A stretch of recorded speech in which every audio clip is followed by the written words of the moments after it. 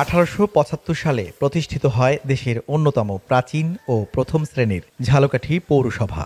একসময় এই শহরে প্রবাহমান ছিল অন্তত 22টি খাল, কিন্তু গেল 2 যুগে একটু একটু করে দখল দূষণে অস্তিত্ব বিলীন হয়েছে বেশিরভাগ খালের।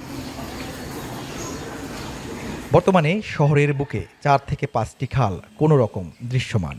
তবে খালের দুই পাশ দখল আর মাত্রাতিরিক্ত দূষণে পরিণত হয়েছে নালা নর্দমায়। মশা মাছির আবাসস্থল। নালা নর্দমাগুলো ছড়াচ্ছে রোগ জীবাণু।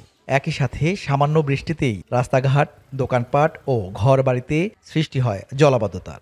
সমস্যার সমাধানে কিছু সড়কের পাশে ড্রেন নির্মাণ করা হলেও আবর্জনা অপসারণ না করায় পানি নিষ্কাশন হয় না বললেই চলে।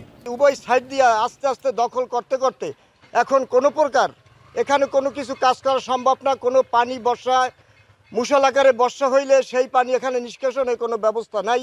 ময়লা ফালায় ভরাট করছে, এর কারণে আমরা স্কুলের পাশ দিয়ে হাঁটতে পারি না। আমাদের হাঁটতে সমস্যা হয়, বমি আসে, দুর্গন্ধ আসে। বর্তমানে দেখছি খাল অভিযান চলছে, খাল উচ্ছেদ চলছে, কিন্তু এদিকে কোনো সিটিপাড়া তার কোনো উন্নয়নের কোনো দেখা পাই নাই। অবৈধ স্থাপনা অতি দ্রুত উচ্ছেদ করে ঝালকাঠি জেলার প্রাণ ফিরিয়ে আনার জন্য এই খালগুলোকে পুনরায় খনন করা হোক। আসল কাশ্মীরি মানেই স্মার্ট কাশ্মীরি, একটি তাসমিয়া কসমেটিক্স অ্যান্ড টয়লেট্রিজ লিমিটেডের পণ্য। পৌর প্রশাসক বলছেন, খাল দখল করে গড়ে ওঠা অবৈধ স্থাপনা অপসারণ ও পানির প্রবাহ ফিরিয়ে আনতে উদ্যোগ নেওয়া হচ্ছে। বেশ কিছু খাল অবৈধ জবরদখল হয়ে আছে, যে খালগুলোর পার ঘেঁষে অনেকেই স্থাপনা, ঘরবাড়ি, দোকানপাট নির্মাণ করেছে।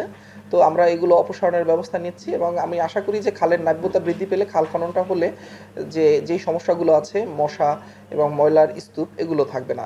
এক সময়ের পরিচ্ছন্ন ঝালকাঠি শহর দখলদারদের কবলে জলাবদ্ধতা আর দূষণে পরিণত হয়েছে জনদুর্ভোগের শহরে, যা থেকে পরিত্রাণে কর্তৃপক্ষের দ্রুত পদক্ষেপ দাবি পৌরবাসী। আল আমিন তালুকদার, এখন ঝালকাঠি।